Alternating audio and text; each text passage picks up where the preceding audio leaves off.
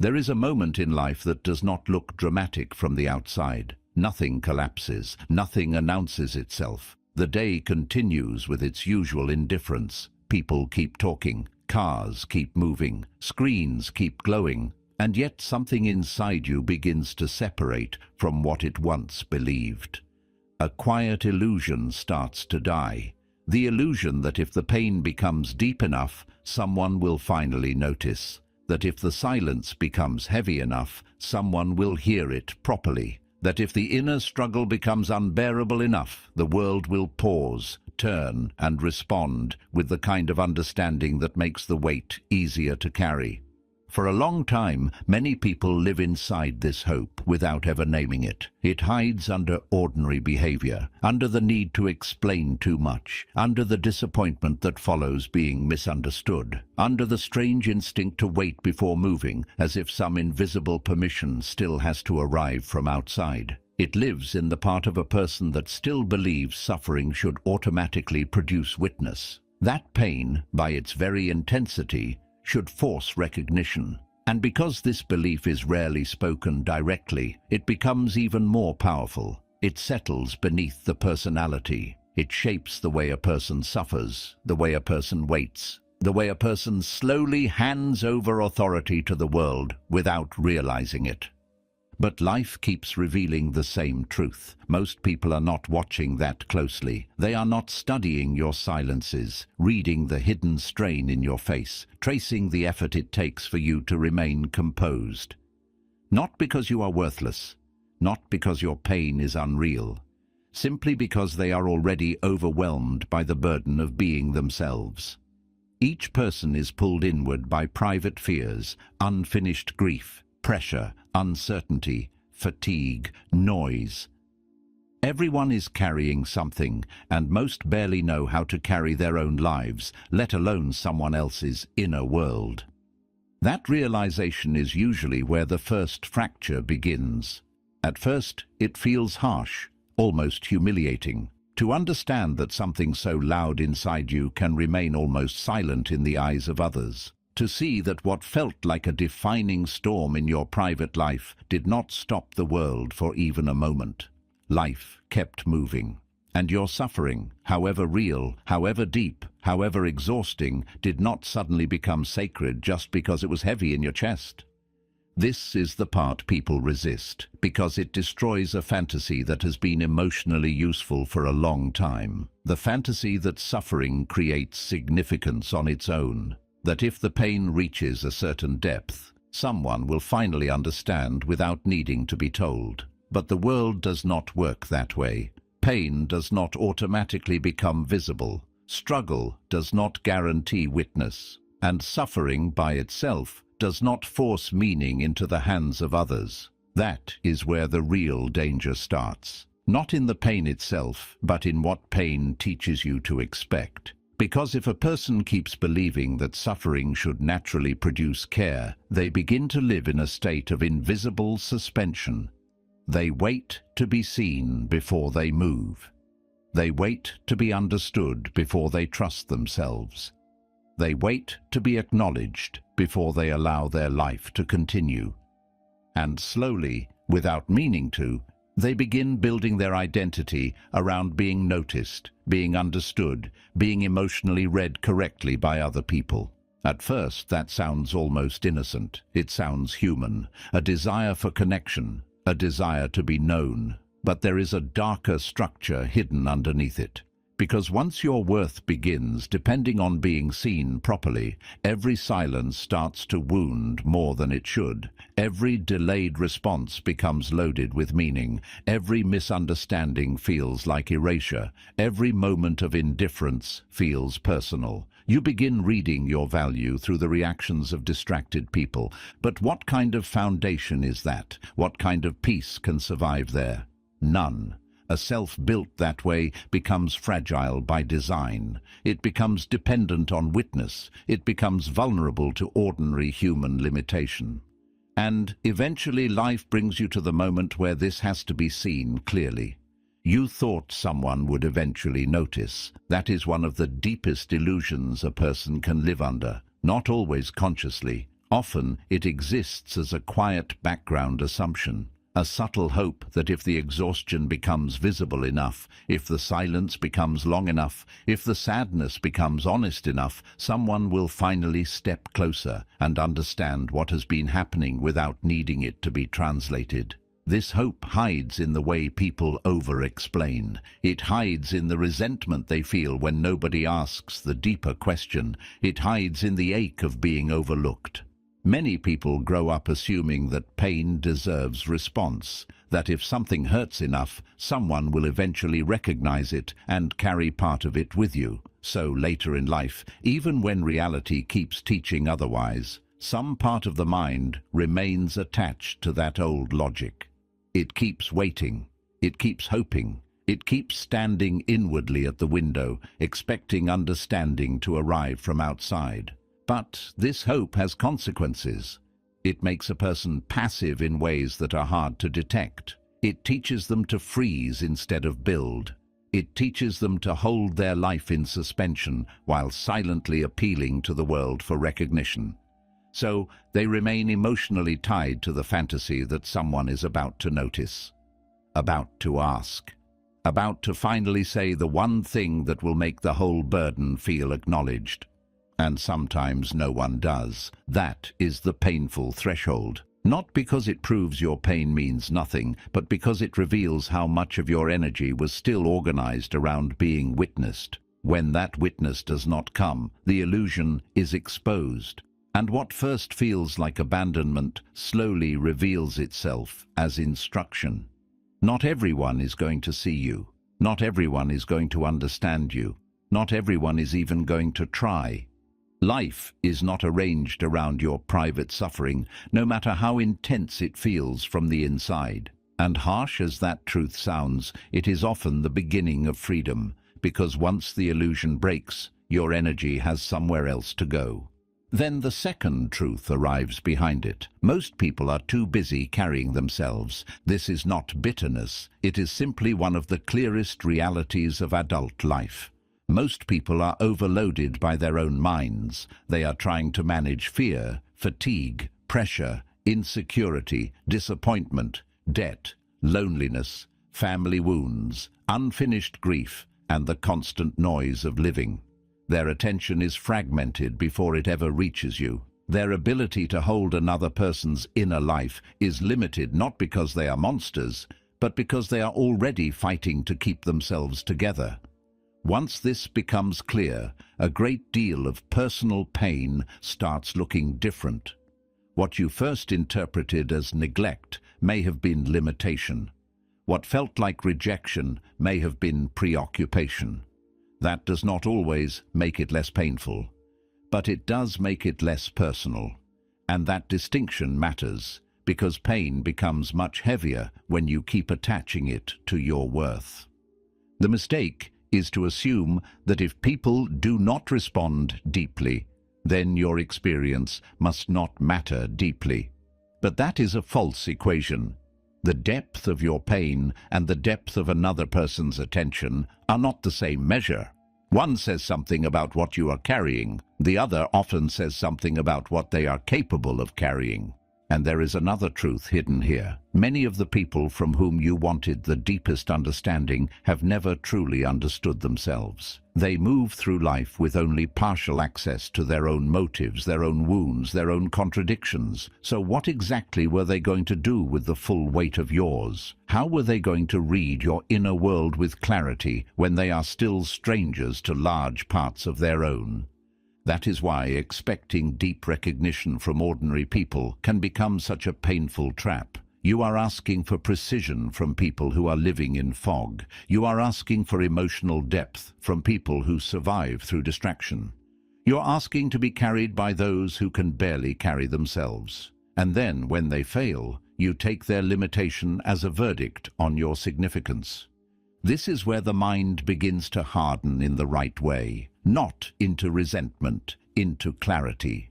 You start to understand that most people's inability to hold your pain is not a revelation of your smallness. It is a revelation of their human limitation. And once that lands fully, something inside you stops reaching outward in the same desperate way. You stop making your stability depend on what they were never built to provide consistently. It starts moving back toward you, and once the center of gravity begins to move back toward you, another truth becomes impossible to avoid. Pain does not feel loud in the world the way it feels loud inside you. Inside, it can feel total. It can feel like the defining fact of your existence. It can fill the body, distort time, alter the meaning of ordinary days, and make even simple tasks feel heavy with hidden effort. But outside you, life keeps moving at its usual speed. People see fragments. They catch glimpses. They notice surfaces. They do not feel the full weight of what is happening in your nervous system, your thoughts, your private hours, your silent negotiations with yourself, just to remain composed. This gap between inner intensity and outer visibility is one of the most difficult things for a person to accept, because suffering always feels central to the one carrying it. But for others, it is often little more than a passing signal, if they notice it at all. That does not make them evil. It makes them separate. Their consciousness is not arranged around your pain the way yours is. And once you understand that, you begin to see why so much disappointment comes not from pain alone, but from the expectation that the world should register it with the same depth that you do. You may feel as though your whole inner life has shifted. Others may notice only that you are quieter than usual, or slightly distant, or harder to read. You may feel as though you are surviving something enormous. Others may still expect you to answer normally, speak normally, function normally, because from where they stand, the full scale of what is happening cannot be felt. And this is where a person begins to suffer twice. Once from the pain itself, and once from the fact that it is not being mirrored back with equal force. The second suffering is often subtler, but it cuts deeply. If no one sees the scale of it, maybe it is not real enough. If no one responds with enough seriousness, maybe I should not be affected this much. But none of that is true. It is only what happens when a person confuses private intensity with public visibility and then interprets the gap as invalidation. The truth is simpler and harsher. Your pain feels loudest only inside you because it lives there. It is taking place in your body, your mind, your memory, your emotional history, your unfinished meanings. Of course it sounds louder to you. Of course it alters your internal world more than it alters the world outside you. That is not evidence that it is unimportant. It is only evidence that consciousness is solitary in ways people do not like to admit. At the deepest level, each person is locked inside their own interior weather. They can come near, they can care, they can try. But they cannot inhabit your storm from the inside. Once that lands, another illusion starts to weaken with it. The illusion that suffering automatically creates significance. This is one of the beliefs people carry most unconsciously and cling to most fiercely. They assume that if the burden becomes great enough, life will somehow respond differently. That the sheer depth of what they are enduring should force meaning into the situation. But suffering does not work like that. Pain is real, but it is not persuasive on its own. It does not compel understanding. It does not obligate witness. This is a brutal correction, but a necessary one, because as long as a person believes that suffering should naturally generate significance, they remain emotionally tied to a fantasy that keeps them weak. They keep waiting for the burden itself to do work that only consciousness, discipline, and interpretation can do. They imagine that pain, if intense enough, will eventually redeem itself through the response it elicits. But often it elicits very little. Sometimes silence, sometimes impatience, sometimes shallow advice, sometimes nothing. But pain does not become meaningful by being seen. It becomes meaningful by what it is turned into. That is the shift most people resist, because it places responsibility back where they least want it. If suffering does not automatically create significance, then you must decide what significance it will have. Not through performance, not through endless narration, through structure, through action, through the way you let the burden shape your mind, your standards, your attention, your relationship to yourself. Pain on its own is only pain. It becomes something else only when it is metabolized into a different form of life. And that is where the deeper problem starts revealing itself. The need to be seen does not remain a simple longing for long. Quietly, almost invisibly, it becomes a dependency. You begin needing recognition not as comfort, but as proof. Proof that what you feel is real. Proof that what you carry matters. Proof that your life has weight. Once recognition becomes proof, your center starts drifting outward. You become more attentive to reaction than to reality, more dependent on being interpreted correctly than on being internally clear. Even your pain begins reorganizing itself around response. You want it witnessed, named, mirrored, affirmed. And the more you depend on that confirmation, the more fragile you become. This is why the need to be seen becomes corrosive. Not because being seen is wrong, but because needing it too much turns every human limitation into a wound. If someone fails to respond deeply, you feel diminished. If someone misreads you, you feel reduced. If someone remains indifferent, you feel erased. And from there, the next step is almost unavoidable. You start measuring your worth through response. A reply becomes more than a reply. Attention becomes more than attention. Presence becomes more than presence. If they answer quickly, I matter. If they notice the change in me, I matter. If they stay, if they soften, if they interpret me correctly, then my experience becomes real in a way I can trust. But when they do not, your worth drops with it. Your pain starts feeling less legitimate. Your identity begins to shake, not because you changed, but because the mirror outside you failed to reflect what you needed reflected. This is the quiet brutality of building a self through response. It makes your inner life dependent on variables you do not control and on people who were never equipped to hold that much power over you. They are simply responding from where they are, from their limitations, their blind spots, their own private burdens. But because you turned response into measurement, every ordinary imperfection in them becomes an extraordinary disturbance in you. That is why a person eventually has to become ruthless with this pattern, not cruel. Ruthless. They have to stop pretending that measuring themselves through response is harmless. It is not. It creates emotional dependence and then disguises it as sensitivity. It trains you to seek mirrors instead of structure. But your worth cannot live there. Not safely. Not cleanly. Not for long. If you need others to respond correctly in order to trust the reality of your own experience, then your life is already too far outside your own hands. And once you see that clearly, another kind of clarity begins. You start to understand that if your worth rises and falls with how others receive you, then you are not living from self-respect yet. You are still living from appetite. The appetite to be mirrored, to be confirmed, to be emotionally legitimized by the crowd, by a person, by a relationship, by a room. So the task becomes harder and cleaner.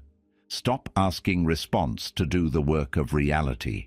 Stop asking attention to do the work of self-knowledge. Stop asking other people to tell you what your pain means. None of those things are stable enough to carry the weight you have placed on them. And once that truth settles in, the next movement becomes unavoidable. If being seen is no longer enough, and response can no longer be trusted as the measure of your value, then the only question left is this. What happens when you stop waiting to be understood and begin turning inward instead? At first, not peace. That is what people misunderstand about inner turning. They imagine that the moment you stop expecting so much from the world, life becomes lighter, clearer, calmer. But usually the first thing that arrives is not relief. It is exposure. Because once you stop leaning so heavily on the hope of being understood, you are left face to face with what that hope was protecting you from. Your own responsibility, your own authority, your own unfinished relationship with yourself. This is where many people hesitate. They can see that waiting has become painful, but they still do not know how to live without it, so they remain in between. Not fully trusting the world anymore, but not fully trusting themselves either. And that in-between state is exhausting. One part of you already knows that no one is coming to interpret your life for you. Another part still wants to wait a little longer, just in case someone does. But that rescue rarely comes in the form people imagine. And even when support does appear, it still cannot do the deepest work for you. It cannot replace inner structure. It cannot build self-respect in your place. It cannot live inside your mind and reorder it from within. At some point, every serious life reaches the same threshold. Waiting to be understood becomes another form of paralysis. That is the hidden cost of waiting. It keeps your life stalled in invisible ways. You keep revisiting the same emotional terrain, not because there is no way through it, but because you are still trying to bring someone else with you. Still hoping someone will finally see the full shape of your burden and say, "Yes, now I understand. Yes, now you have permission to move differently." But if you tie your movement to that moment, you may wait for years. There is nothing strong about that. It is only familiar. Because the truth is, waiting to be understood keeps you emotionally stuck, not only because others are limited, but because the self becomes addicted to postponement. The mind begins saying, "I would move if they understood. I would relax if they saw what this cost me. I would continue if someone finally met me at the right depth." But life does not owe you that meeting before it asks you to live. And this is where a more difficult form of maturity begins. The maturity of moving without full witness, of continuing without complete recognition, of accepting that many of the deepest changes in your life will happen in spaces where no one else has enough context to validate them properly. At first, that feels lonely. Then, it starts feeling clean. Because once you stop making understanding a condition for movement, the energy that was trapped in waiting begins to return to action. You stop rehearsing your life for an audience that may never arrive. You stop organizing your inner world around the fantasy of being accurately received. You stop trying to make yourself emotionally legible to people who only know how to engage with what is simple and easy to label. You begin to understand that the demand to be fully understood by others is often just a more refined way of avoiding the harder task, which is understanding yourself deeply enough to proceed without their confirmation. That is the turn inward. And the deeper you go into that turn, the more another truth becomes unavoidable. No one can carry your inner life for you. This is the sentence many people hear, but very few fully accept. They nod at it because it sounds wise. But acceptance is not agreement. Acceptance is what happens when a truth stops being philosophical and starts reorganizing the way you live. And this truth, once accepted, changes everything. Because it means that at the deepest level, your mind remains your responsibility. Your healing remains your responsibility. Your standards, your interpretations, your inner order, your relationship to fear, pain, silence, solitude, memory, identity, all of that remains yours. Others can accompany you, they can comfort you, they can love you, but there is a point beyond which no one steps. No one can enter your consciousness and build your structure from within. This is not tragic. It only feels tragic to the part of the self that still wanted to be carried. In reality, it is one of the most stabilizing truths a person can learn. Because once you stop fantasizing that someone else can carry your inner life for you, you stop placing impossible expectations on human relationships. You stop resenting people for failing at a task they were never designed to fulfill. You stop treating every emotional absence as betrayal. You stop asking closeness to do the work of inner architecture. And perhaps most importantly, you stop weakening yourself through the constant hope that someone else will one day become your missing structure. No one will, and if that sounds severe, it should. Some truths are useful precisely because they do not flatter. They cut through illusion fast. They remove the soft lies that allow a person to remain passive. Because once you understand that no one can carry your inner life for you, the entire question changes. You stop asking, "Who will understand this for me?" and start asking, "How will I hold this well?" You stop asking, "Who will make this lighter?" and start asking, "What kind of mind must I build to carry it without collapsing?" You stop asking, "Why did no one save me from this?" and start asking, "What now belongs to me because no one did?" That shift is everything. It is the beginning of actual strength, not visible strength, not theatrical strength, the quiet kind, the kind that develops when a person stops treating support as a substitute for structure, the kind that grows when they stop interpreting human limitation as cosmic abandonment, the kind that forms when they stop reaching outward every time something hurts and begin learning how to remain with themselves long enough to turn pain into order rather than spill it into the world as a cry for rescue.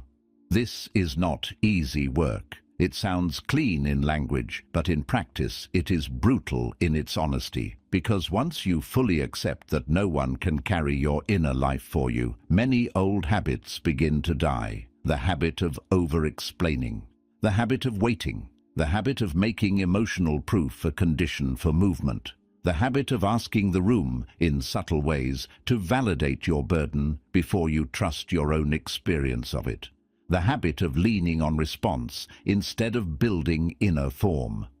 These habits do not disappear politely. They fight for survival. They tell you it is too lonely to carry yourself. They tell you it is too harsh to expect so much from your own mind. They tell you that self-reliance is cold, that privacy is hiding, that silence is distance. But most of that is only dependency speaking with emotional language. Because dependency always resists the moment the self begins reclaiming its own authority. And this is where the deeper dignity of the inward turn reveals itself. You begin to understand that self-reliance is not the rejection of all support. It is the refusal to make support the foundation of your existence. It is the decision to become the place where your life remains intact, even when others are absent, distracted, limited, or gone. It is the choice to build a mind that does not shatter every time it is insufficiently mirrored. It is the commitment to stop living as though your inner world requires outside permission in order to become real. Once that commitment begins, something in you changes its posture. The old reaching softens, the need to explain weakens, the desperation to be fully interpreted loses some of its force. You begin to trust the fact that your life is happening inside you, whether or not anyone else has the depth to understand it properly. This is the beginning of internal authority, and internal authority always feels quieter than dependence expected it to feel. There is no applause in it, no dramatic breakthrough, no instant certainty. Usually it looks like a person who speaks a little less, explains a little less, waits a little less, and starts carrying themselves with a different kind of seriousness. The seriousness of someone who is no longer asking ordinary people to perform extraordinary emotional labor. The seriousness of someone who knows that whatever is happening within them must now be handled, shaped, and interpreted at the level of self, not delegated endlessly to others through longing. This is not the end of loneliness, but it is the end of a certain kind of helplessness. Because once you stop waiting to be understood, and once you accept that no one can carry your inner life for you, something essential becomes possible. You stop standing at the edge of your own life, asking who will go first. You go first. Even if quietly, even if imperfectly, even if without witness, even if without the beautiful emotional symmetry you once hoped for. And from there, a different question begins to rise. If no one can carry your inner life for you, then what happens when support fails completely and there is nothing left but your own ability to stand? If no one can carry your inner life for you, then there will come a moment when support fails, and something in you has to decide whether it will collapse with that absence or become more serious because of it. This is where people imagine self-reliance begins as some kind of triumph, as a clean act of empowerment, as a sudden decision to become strong. But that is rarely how it happens. Usually it begins in a harder place. In the moment where what you hoped would hold you does not hold, where reassurance does not arrive, where understanding does not deepen, where the room remains quiet, where the message does not come, where the person you thought would carry part of the burden turns out to be carrying only their own life, just as everyone else is. And in that moment, something sharp enters the picture. Not inspiration, exposure. The exposure of what remains when rescue fails.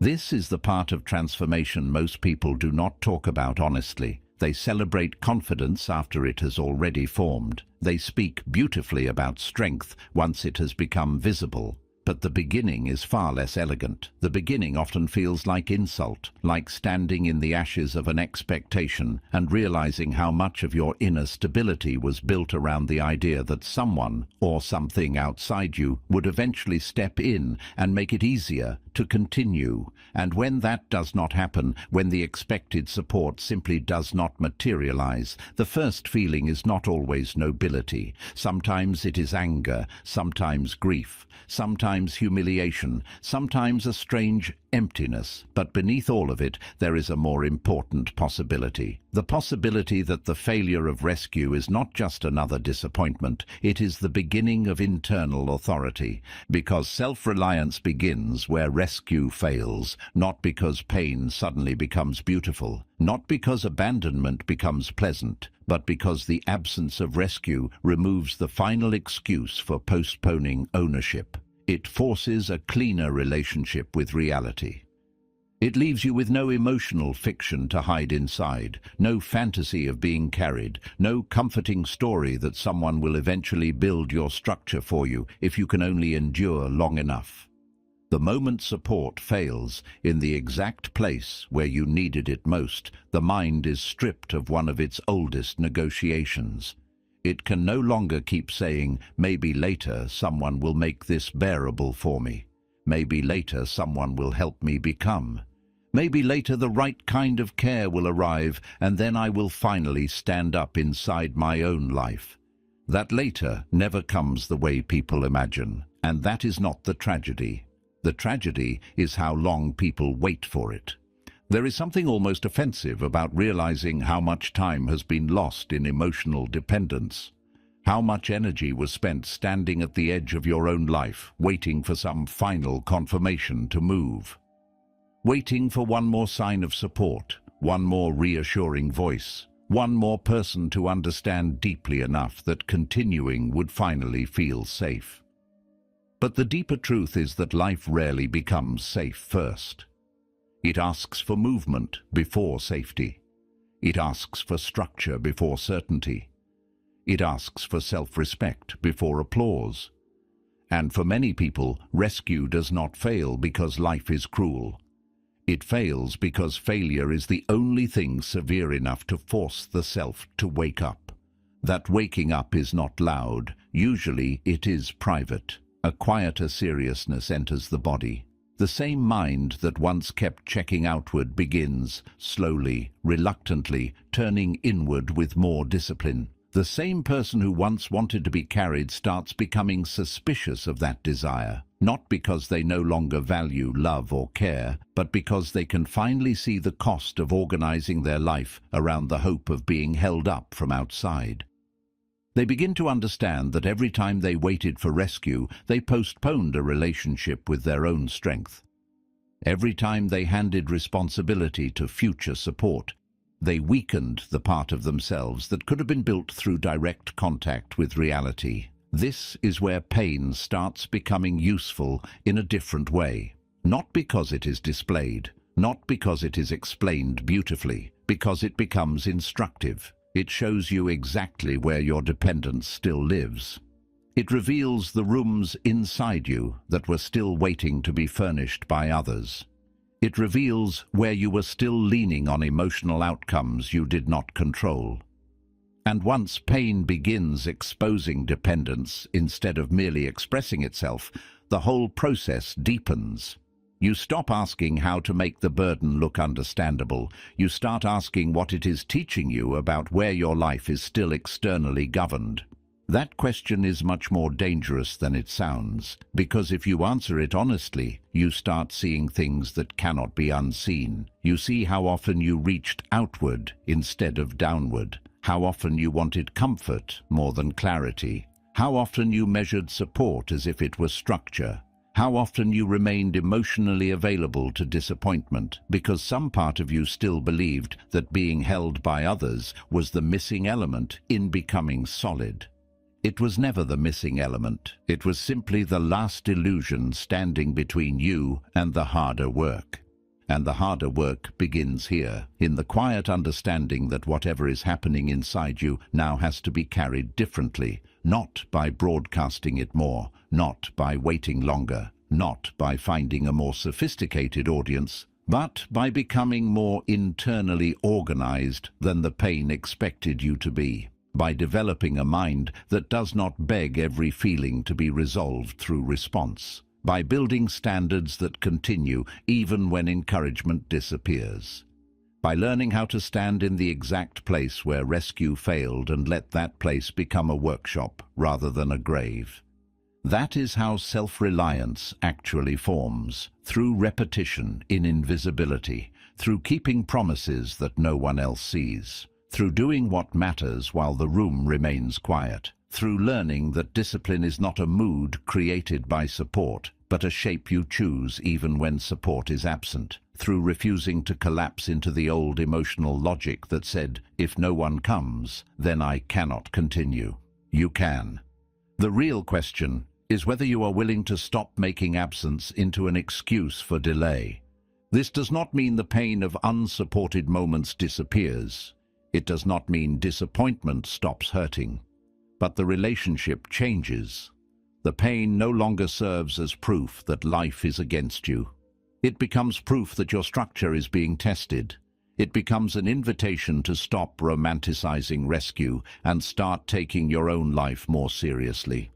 It becomes the place where you either remain a person waiting for ideal conditions or begin becoming someone who can move under imperfect ones, because the world is full of people who are always almost ready, always one conversation away, one right person away, one final act of understanding away, one better circumstance away. Their whole identity is built around deferred emergence, around the promise that they will really become once life responds correctly to their inner need. But life often withholds exactly what would allow that fantasy to survive. And that withholding, painful as it is, may be the first honest gift it gives you. Because once rescue fails enough times, you begin to stop worshipping it. You begin to see that the part of you waiting to be saved was not the strongest part. It was the most frightened, the most dependent, the most attached to the idea that your future required outside permission.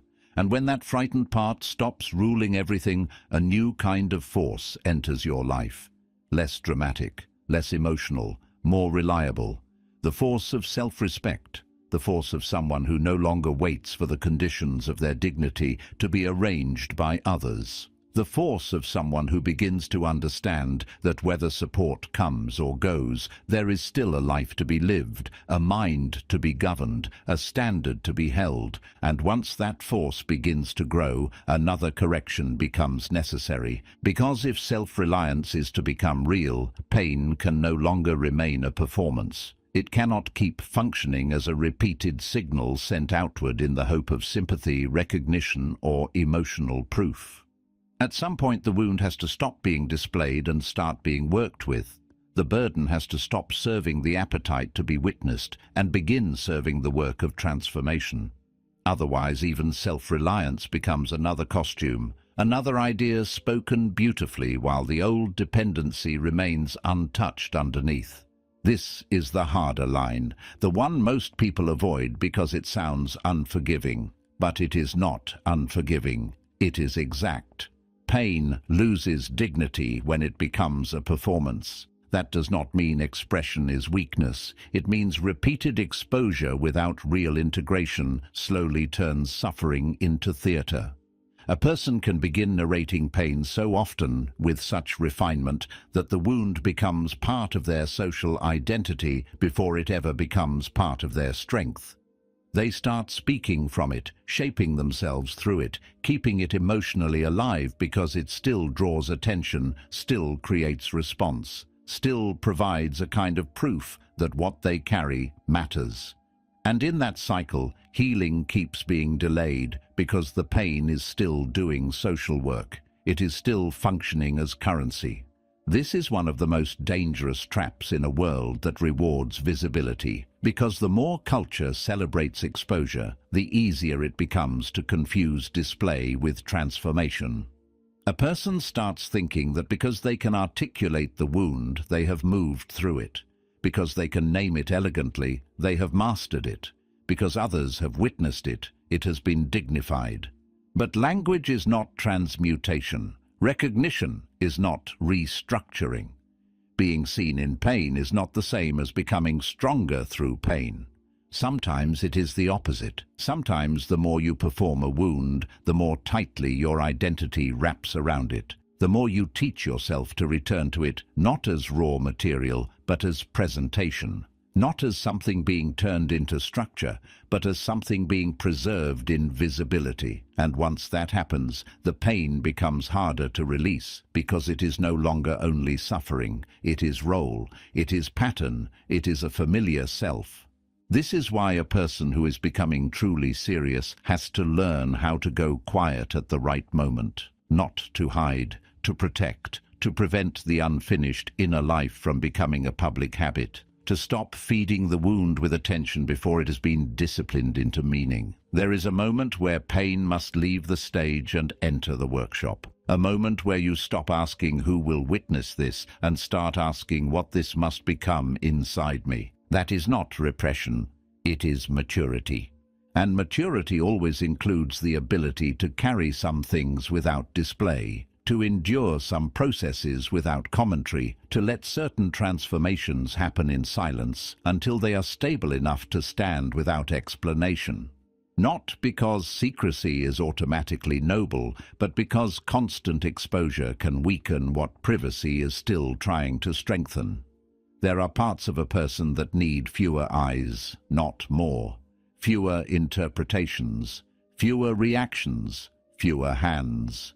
Some things grow only when they are no longer being watched, so the line becomes clearer. If rescue fails and self-reliance begins, then pain must stop being offered to the world as an appeal. It must become material. It must become instruction. It must become pressure through which the self grows denser, quieter, less theatrical, less dependent on response. Otherwise, you are still waiting, just in a more sophisticated form. They will not make it meaningful for you. Meaning has to be forged where the noise dies. And that is where the next transformation begins. Because once pain is no longer being performed, once it is being contained, worked and shaped in private, silence itself starts changing form. It is no longer emptiness. It becomes protection. It becomes force. It becomes the place where the inner world is no longer available to everyone, and because of that, it starts becoming stronger. Silence changes the moment you stop experiencing it as abandonment and begin understanding it as guardianship. Until then, silence feels hostile. It feels like a room with no answer in it, a gap where reassurance should have been a space where response failed to arrive. But once the inner shift deepens, once pain is no longer being sent outward as a request for interpretation, silence begins to take on a different quality. It stops feeling like deprivation and starts feeling like protection, not because everything inside you is settled, but because you no longer believe that everything unsettled must immediately become visible. This is where many people fall back into older habits, because the hunger to be witnessed does not disappear cleanly. It often returns disguised as honesty. It says, "I am just being open. I am just being real. I am just refusing to hide."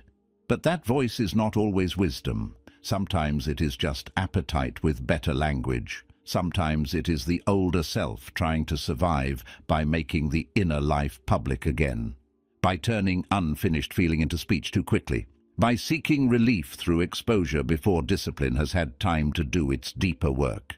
And that is precisely why silence becomes so powerful. It interrupts that reflex. It creates a pause between feeling and display, a pause in which something more mature can enter. A person begins asking different questions. Not how quickly can this be expressed, but what happens if I hold this a little longer? What is this feeling before I narrate it?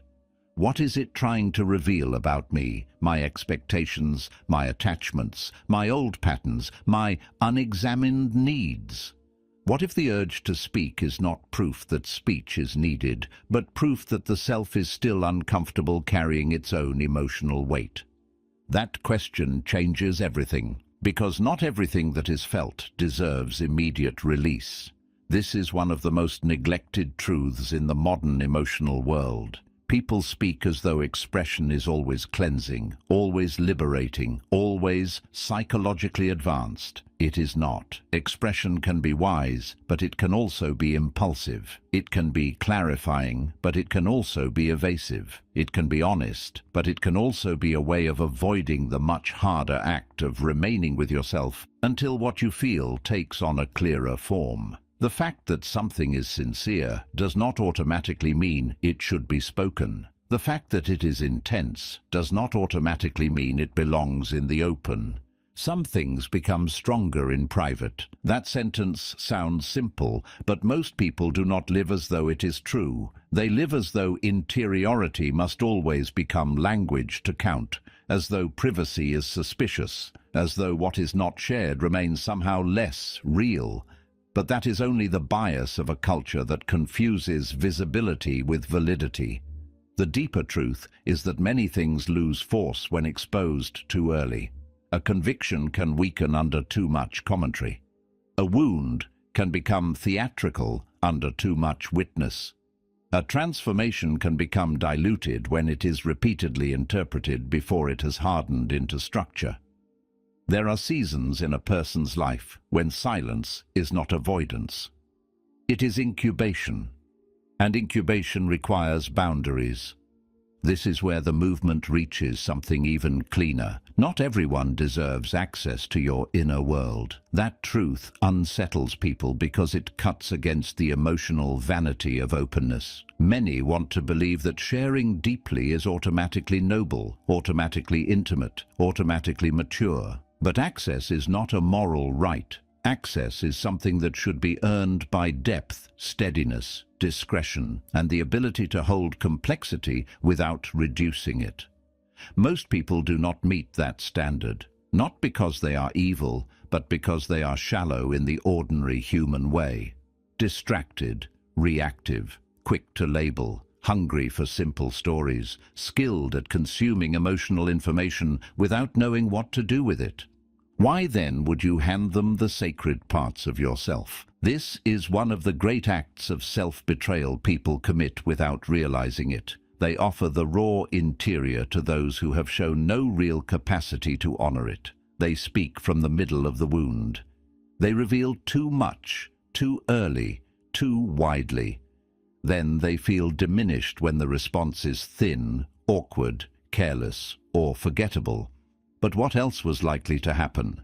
You cannot hand depth to people who live almost entirely at the surface and then be shocked when they touch it superficially. You cannot turn your private struggle into public material and then feel betrayed that the public handled it like material. This is why discernment matters more than openness. Discernment is not coldness, it is intelligence applied to intimacy. It is the ability to know that inner life has value precisely because it is not endlessly available. It is the understanding that some parts of you become weaker under broad access, that some truths must remain protected until they are no longer vulnerable to distortion, that some emotions must be carried privately until they have stopped needing witness and become capable of standing on their own weight. And once a person begins living from that principle, their whole atmosphere changes.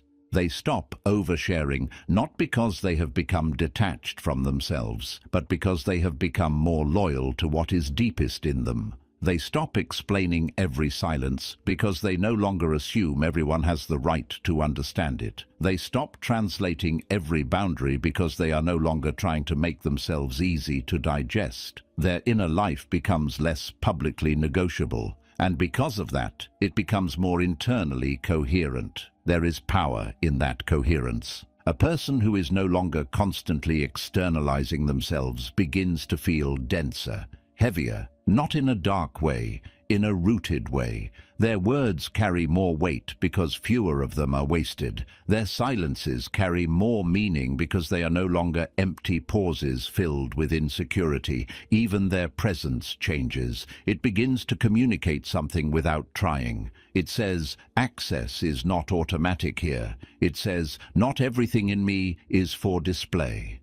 It says, what is private is not weak, and what is protected is not absent. And in a world where most people leak themselves constantly, that kind of containment feels almost mysterious. But it is not mystery for the sake of image. That would only be another performance. It is something more serious than that. It is the result of finally understanding that exposure without discernment is a form of self-abandonment. That constant accessibility does not create depth. Often it destroys it. That the hunger to be known can become so desperate that a person starts giving themselves away before they have even fully gathered themselves inwardly. And this is where solitude becomes decisive, because once access narrows, once silence becomes more intentional, once the world is no longer being invited into every unfinished process, a person is left more directly with themselves than ever before. There is less distraction, less explanation, less performance, less emotional traffic moving in and out, and in that reduced noise, something previously hidden begins to come into focus. Not the true self in some romantic, ready-made form. The false self, the version built for approval. This is one of the deepest shocks solitude delivers. You expect to meet your essence, and instead you first meet your adaptations. The voice that learned how to be pleasant enough, understandable enough, soft enough, responsive enough, emotionally legible enough to maintain belonging. The version that kept scanning rooms for reactions, adjusting tone for acceptance, translating silence into danger, making itself available before it was safe to do so. The self that called all this kindness, emotional intelligence, openness, loyalty, maturity. Sometimes it was those things, but often it was fear wearing the clothing of virtue. Solitude exposes that with brutal honesty, because once the audience disappears, the approval-built self begins to malfunction. Its habits no longer produce the same emotional rewards. There is no room to read, no face to impress, no immediate reaction to guide your next sentence, no one to reassure, no one to decode you. And suddenly, the old adaptive machinery looks less like identity and more like survival strategy. You begin to see how much of what you called yourself was actually arrangement, a structure built to reduce rejection and maintain connection, often at the cost of direct contact with your own depth. That is painful to see, because it means the self you thought was simply you is in part a collection of responses to fear. Fear of being misunderstood, fear of being left, fear of being judged, fear of becoming inconvenient to others, and once that becomes visible, you cannot fully go back to living inside it unconsciously. You can still obey it, but now you know what you are obeying. You know the cost. You know the shape of the compromise. And that knowledge begins a death, not a theatrical one, not a dramatic reinvention, a quieter death, the death of the over-explaining self, the over-available self, the self that wanted to be understood by everyone because it did not yet trust its own right to exist without that understanding. The self that made itself emotionally easy to enter because it still believed access was the price of belonging. The self that kept talking long after silence would have served it better. The self that kept proving sincerity to people who had never earned access to the deeper layers of it. That self cannot come with you forever. At some point, if the transformation is real, you have to let it die without explanation. This is one of the hardest acts in the whole process because the old self always has emotional arguments for its survival. It says, "But this is how people know me. This is how I keep connection alive. This is how I avoid conflict. This is how I make others comfortable. This is how I protect myself from being misread." And all of that may be true in a limited sense, but truth is not the same as worth. The old self may have helped you survive. That does not mean it deserves to keep leading your life once its cost becomes unbearable. There comes a moment when the only clean thing left to do is release it. Not with anger, not with self-hatred. That would still keep you tied to it. The old self does not need punishment. It needs completion. It needs to be seen for what it was, thanked for the ways it protected you when you knew no better, and then left behind with seriousness. No announcement, no campaign, no emotional speech, just a different way of moving. Fewer explanations, fewer exposures, more silence where silence is due. More refusal where refusal is necessary. More loyalty to structure than to image. This is where a person starts becoming difficult to categorize, not because they are trying to appear mysterious, because they are no longer organized around public legibility. They do not need everyone to understand their boundaries. They do not need every silence decoded. They do not need every change mirrored back to them before they trust it. They simply begin living from a center that is less externally negotiated. And naturally that unsettles people, especially those who were attached to the older version of you. The version that was easier to read, easier to access, easier to manage, easier to consume. Let it unsettle them. That discomfort is often the first evidence that the old arrangement is ending. Because the real question was never whether people would approve of your inner reconstruction. The real question was whether you would finally value truth more than approval, whether you would choose coherence over accessibility, whether you would protect the inner world strongly enough that the older self, the approval-built self, the explanation-dependent self, would no longer be allowed to run your life simply because it once helped you survive. And when that finally happens, when the false self has been exposed, when access has become more discerning, when silence has turned from emptiness into force, and when the older version of you has begun to die without ceremony, then the final transformation starts becoming visible. You stop needing care in the old way, and that is when the real power arrives. Not the theatrical kind, not the kind that needs an audience to confirm it, not the brittle kind that calls itself strength because it has learned how to hide. A quieter power than that, a deeper one, the kind that begins when a person no longer needs care in the old way. That phrase matters. In the old way. Because this is not about becoming unreachable. It is not about turning love into a threat or closeness into weakness. It is not about training yourself to feel nothing so that nothing can touch you. That would not be power. That would only be injury reorganized into identity. No, the transformation is more exact than that. You do not stop valuing care. You stop depending on it for structure. You stop needing it as the foundation of your reality. You stop requiring it in order to trust your own experience, continue your own movement, or maintain your own worth. Care becomes welcome, but not load-bearing. Beautiful, but no longer essential to your stability. You can receive it without collapsing when it is absent. You can appreciate it without organizing your whole inner life around whether it is present enough. This is one of the most misunderstood shifts a person can go through. From the outside, it may look like distance. To those who were used to your old emotional availability, it may look like coldness. To those who still live through response, it may even look like pride.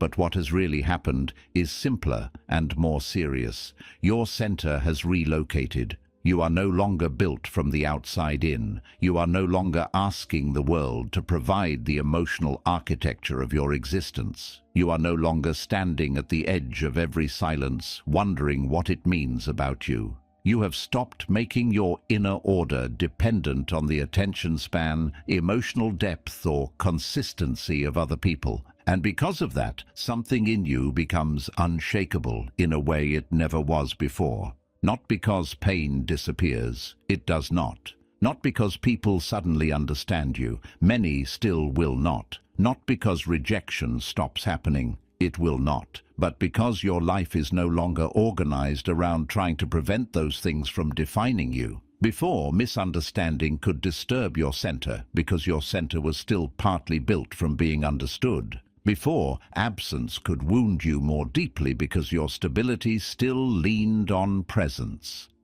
Before, indifference could feel like a verdict because your worth was still secretly waiting to be reflected back to you. But now those same experiences do not enter the same way. They may still hurt, but they do not rearrange your identity. They no longer have that authority. This is the freedom most people keep trying to reach through control, image, performance, or detachment, without realizing that it comes from something much quieter. It comes from no longer needing to be rescued in order to continue. No longer needing to be constantly mirrored in order to feel real. No longer needing every important thing inside you to be recognized before you trust its legitimacy. Once that need loosens, life changes in a way that is difficult to explain to anyone who has not lived it. The mind becomes less noisy, the emotional body becomes less desperate, the voice becomes less strained. You stop speaking from appetite and start speaking from choice. And people feel that. They may not know what they're responding to, but they feel it. They feel the difference between someone who is still asking and someone who has stopped asking. They feel the difference between a presence that is trying to be received and a presence that is simply rooted. They feel the difference between a person who is still silently negotiating for approval and a person who has withdrawn from that negotiation entirely. That is why grounded people carry a kind of gravity. Not because they are trying to dominate, because they are no longer reaching. They are no longer asking the room to complete something inside them. That changes how you walk into life. You stop needing to be chosen in order to know your worth. You stop needing to be understood in order to trust your direction. You stop needing to be followed in order to believe you are moving somewhere real. You stop needing to explain every silence, defend every boundary, translate every shift in yourself to those who were only comfortable with older versions of you. You begin to move with a kind of inward permission that has nothing to do with applause. And that permission, once real, becomes one of the strongest things a person can possess. Because now even your relationships change quality. You no longer approach people from inner scarcity. You are not trying to pull identity out of them. You are not asking them to carry emotional labor they never agreed to carry. You are not turning every interaction into a subtle search for reassurance, reflection, or confirmation. You can love more cleanly because you are no longer asking love to do the work of self-construction. You can care more honestly because you are no longer making care responsible for holding your entire inner life together.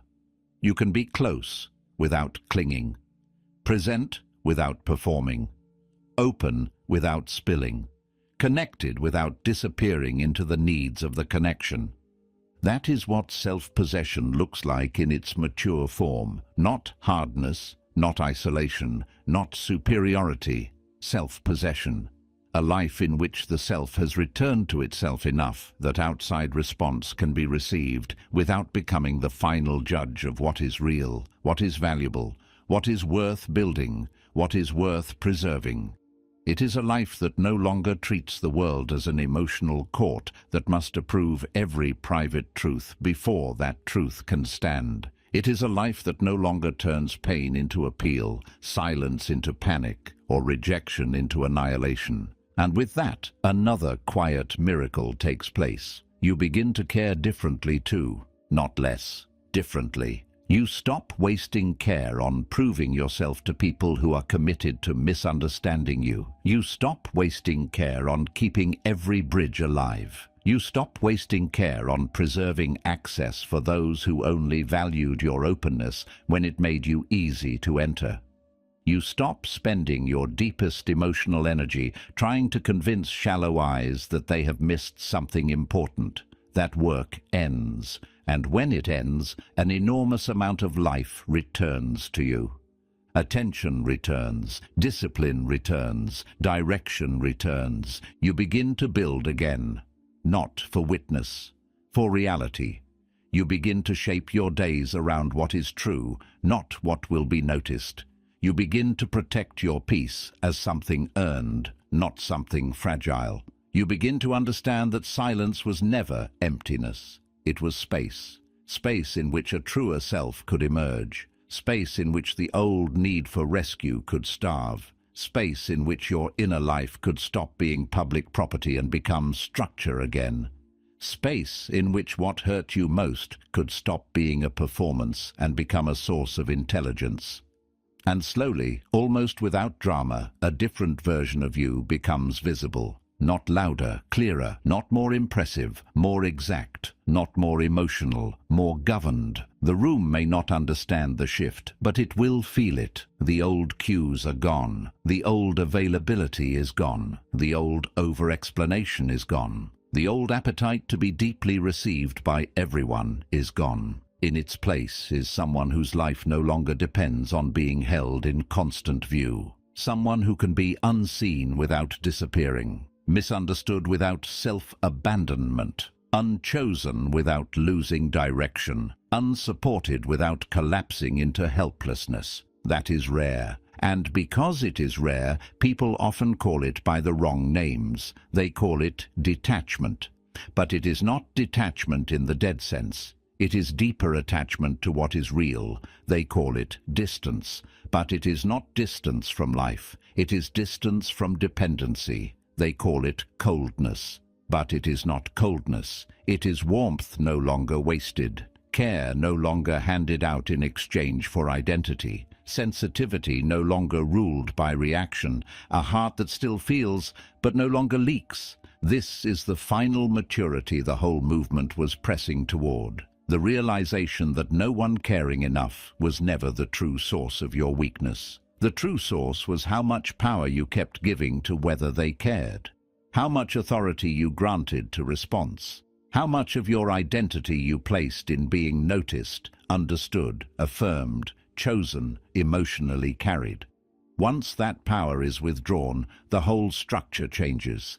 You do not become invulnerable, you become internally led. And that is far more important, because life will always contain absence. Misreading, delayed replies, closed doors, half-hearted understanding, people who cannot meet depth because they have never met their own, people who care but not in the way you hoped, people who try but fail, people who leave, people who stay only at the surface. None of that will stop being true. But now it enters a different mind, a mind less dependent on external symmetry, a mind less addicted to witness, a mind that has learned, through disappointment, silence and solitude, how to remain itself without turning every lack of care into a personal collapse.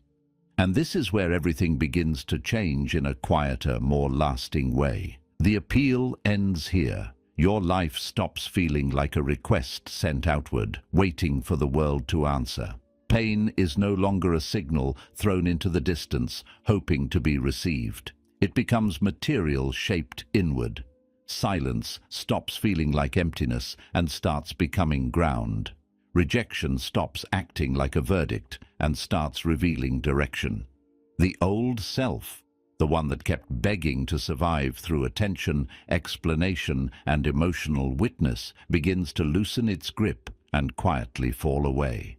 What returns in its place is something steadier, your center. And once it returns, a few things become very simple. You no longer need to be seen to feel real. You no longer need to be chosen to feel worthy. You no longer need to be rescued to continue. You no longer need the world to care before you allow yourself to build a life of weight, discipline, and truth. You care now. That is enough. And maybe that is the quiet truth beneath all of this. The world was never meant to become the keeper of your inner life. People will care sometimes beautifully, sometimes incompletely, sometimes not at all. But your life cannot remain suspended inside that uncertainty. At some point, the waiting has to end, and with it, the silent negotiation. What begins after that is not loneliness, but authorship. You begin writing your life from the inside, with clearer hands, with cleaner motives, with less noise between what you know and how you live. You stop trying to turn your pain into something that must first be recognized before it can become meaningful. You stop asking the world to certify your suffering before you transform it. You stop building your worth through who notices, who responds, who understands, who stays. And from that point on, life feels different. Not easier in every way, but truer, quieter, more solid. You begin to see that some of the deepest changes in a human being happen without witness, without applause, without explanation. They happen in private decisions, in withheld reactions, in the refusal to over-explain, in the choice to keep building when no one is checking in the discipline of carrying your inner life with more dignity than display. In the moment you stop asking, "Who will finally understand me?" and begin asking, "Who am I becoming through all of this?" That is when your real life begins. Not the life built around being seen, but the life built around being anchored. Not the life that waits for permission, but the life that moves from inner authority. Not the life that keeps asking the world to care first, but the life that becomes strong enough to continue even when it does not. So, if these words met something true in you today, let that truth stay with you a little longer. Let it follow you into the quieter parts of your day. Let it remind you that not being fully seen is not the end of your worth. Not being fully understood is not the end of your path. Not being rescued is not the end of your strength. Sometimes it is the beginning of it. Thank you for listening. Thank you for staying with this reflection to the end. And thank you, as always, for sharing this time and this space with me.